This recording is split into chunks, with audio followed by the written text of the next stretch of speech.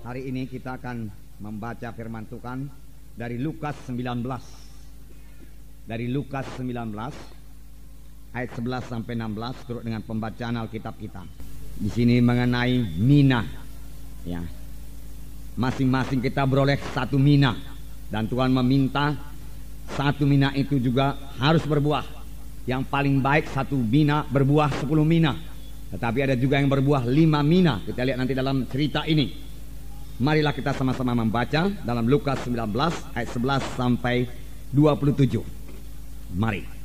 Untuk mereka yang mendengarkan dia di situ, Yesus melanjutkan perkataannya dengan suatu perumpamaan, sebab ia sudah dekat Yerusalem dan mereka menyangka bahwa kerajaan Allah akan segera kelihatan. Maka ia berkata, ada seorang bangsawan berangkat ke sebuah negeri yang jauh untuk dinobatkan menjadi raja di situ, dan setelah itu baru kembali. Ia memanggil 10 orang hambanya dan memberikan 10 mina kepada mereka, katanya, pakailah ini untuk berdagang sampai aku datang kembali. Akan tetapi orang sebangsanya membenci dia, lalu mengirimkan utusan menyusul dia untuk mengatakan, kami tidak mau orang ini jadi raja atas kami. Dan terjadilah ketika ia kembali, setelah ia dinobatkan menjadi raja, ia menyuruh memanggil hamba-hambanya yang memang telah diberikannya uang itu untuk mengetahui berapa hasil dagang mereka masing-masing. Orang yang pertama datang dan berkata, Tuan, mina Tuan yang satu itu telah menghasilkan 10 mina. Katanya kepada orang itu, baik sekali perbuatanmu itu, hai hamba yang baik. Engkau telah setia dalam perkara kecil, karena itu terimalah kekuasaan atas 10 kota. Datanglah yang kedua dan berkata, Tuan, mina Tuan telah menghasilkan 5 mina. Katanya kepada orang itu, dan engkau kuasailah 5 kota. Dan hamba yang ketiga datang dan berkata, Tuan, inilah mina Tuan, aku telah menyimpannya dalam sabut tangan, sebab aku takut akan Tuan, karena Tuan adalah manusia yang keras. Tuan mengambil apa yang tidak pernah Tuan taruh, dan Tuan menuai apa yang tidak Tuan tabur. Katanya kepada orang itu, hai hamba yang jahat, aku akan menghakimi engkau menurut perkataanmu sendiri. Engkau sudah tahu bahwa aku adalah orang yang keras, yang mengambil apa yang tidak pernah aku taruh, dan menuai apa yang tidak aku tabur. Jika demikian, mengapa uangku itu tidak kau berikan kepada orang yang menjalankan uang? Maka sekembaliku aku dapat mengambilnya serta dengan bunganya. Lalu katanya kepada orang-orang yang berdiri di situ, ambillah mina yang satu itu daripadanya dan berikanlah kepada orang yang mempunyai 10 mina itu.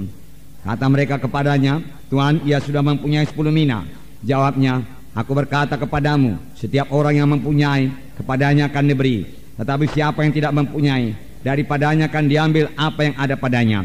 Akan tetapi semua seteruku itu yang tidak suka aku menjadi rajanya, bawalah mereka kemari dan bunuhlah mereka di depan mataku. Nah, jadi kita melihat di sini seorang bangsawan pergi ke negeri yang jauh untuk dinobatkan menjadi raja.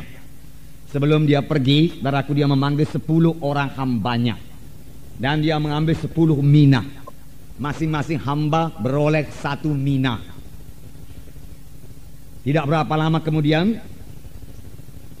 bangsawan ini kembali dan dia meminta supaya masing-masing memberi pertanggungjawaban tentang mina yang diberikannya kepada mereka. Karena pada waktu bangsawan itu memberikan mina itu, dia berkata kepada hamba-hambanya itu, berdaganglah dengan uang mina ini sampai aku kembali. Nah, saudaraku yang kasih dalam nama Yesus, jadi masing-masing beroleh 1 mina. Tidak seperti talenta.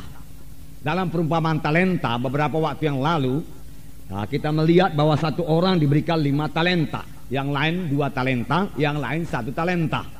Tapi dalam hal perumpamaan mina ini, masing-masing beroleh 1 mina.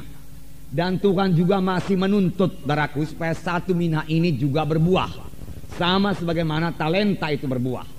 Talenta daripada Tuhan, mina pun daripada Tuhan. Hanya talenta itu, saudaraku, gambaran kesanggupan kita. Kesanggupan kita juga datang daripada Tuhan. Talenta itu gambaran karunia kita. Mina ini, saudaraku, adalah gambaran keselamatan kita. Semua kita beroleh 1 mina.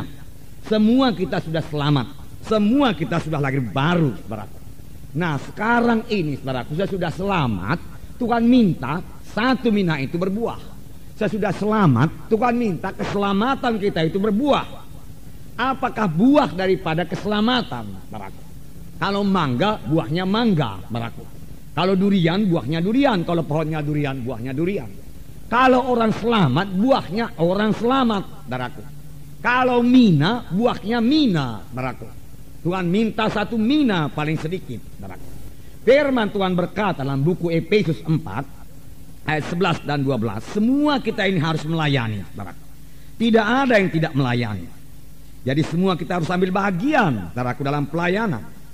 Dalam Efesus 4 ayat 11 saya bacakan. Dan ialah yang memberikan baik rasul-rasul maupun nabi-nabi, baik pemberita-pemberita Injil maupun gembala-gembala dan pengajar-pengajar, untuk memperlengkapi orang-orang kudus bagi pekerjaan pelayanan, bagi pembangunan tubuh Kristus. Di sini ia, yaitu Tuhan sendiri, telah memberikan kepada jemaatnya, telah memberikan kepada gereja lokal. Apakah itu? Nabi-nabi, guru-guru, rasul-rasul, gembala-gembala, penginjil-penginjil. 5 tugas pelayanan, saudaraku. Tugas pelayanan yang utama 5, saudaraku. Apakah gunanya mereka ini diberikan Tuhan? Di sini dikatakan untuk memperlengkapi orang-orang kudus, untuk memperlengkapi saudara dan saya. Untuk apakah saudara dilengkapi? Firman Tuhan ini berkata, untuk memperlengkapi orang-orang kudus bagi pekerjaan pelayanan, bagi pembangunan tubuh Kristus, bagi pekerjaan pelayanan, bagi pembangunan tubuh Kristus.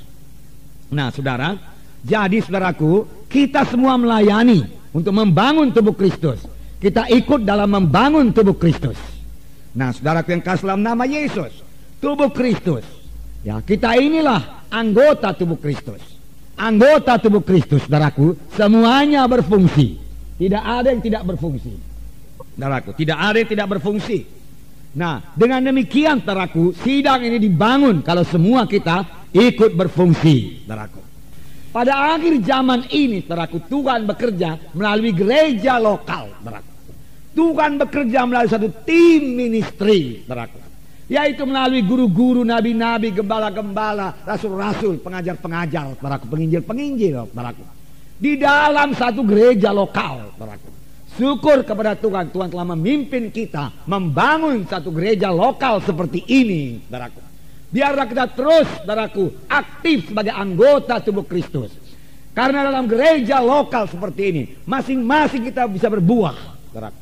Mina yang kita punya itu, saudaraku, bisa berbuah, saudaraku. Dan kita sampai kepada kehendak Tuhan. Tapi benarkah kita sudah sampai kepada kehendak Tuhan, saudaraku? Benarkah semuanya kita ini sudah berfungsi? Benarkah semuanya kita ini sudah menjalankan uang mina kita yang satu itu, saudaraku? Yaitu keselamatan, berbuah keselamatan, saudaraku. Saudaraku yang kekasih dalam nama Yesus, kalau kita bandingkan dengan gereja pertama di Yerusalem, saudaraku, mereka, saudaraku, pada hari Pantekosta beroleh 3.000 orang untuk diselamatkan dan dibaptiskan sekaligus, saudaraku. Saya yakin pada hari itu mereka selamat. Pada hari itu mereka dibaptis, tidak menunggu-nunggu lagi, saudaraku.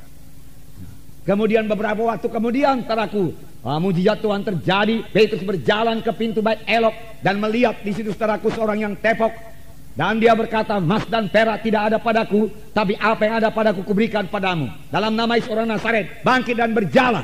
Orang itu bangkit dan berjalan. Mujizat Tuhan terjadi dan 5.000 orang bertobat. Segera anggota menjadi 8.000. Nah, saudaraku yang kasih dalam nama Yesus, saya yakin, saudaraku, Tuhan menghendaki kita ini, saudaraku, menjadi terang di kota Medan ini. Saya yakin Tuhan menghendaki lebih 150 jiwa tiap-tiap minggu, lebih 200 jiwa tiap-tiap minggu. Apalagi pada akhir zaman ini, saudaraku, Yesus akan segera datang, saudaraku. Tuaian zaman akhir sudah mulai berlangsung, maka sudah berlangsung. Waktu-waktu tinggal sedikit, saudaraku. Memang saudara berkata, mudah sekarang jiwa-jiwa selamat. Mengapa? Karena roh Tuhan, saudaraku, sudah bekerja. Tuhan sudah memberkati sidang kita ini, saudaraku. Saudara, Tuhan mau memakai sidang ini untuk membawa jiwa-jiwa kepada maksud Tuhan. Mulai daripada keselamatan, saudaraku, dan sampai kepada panggilan Tuhan, saudaraku.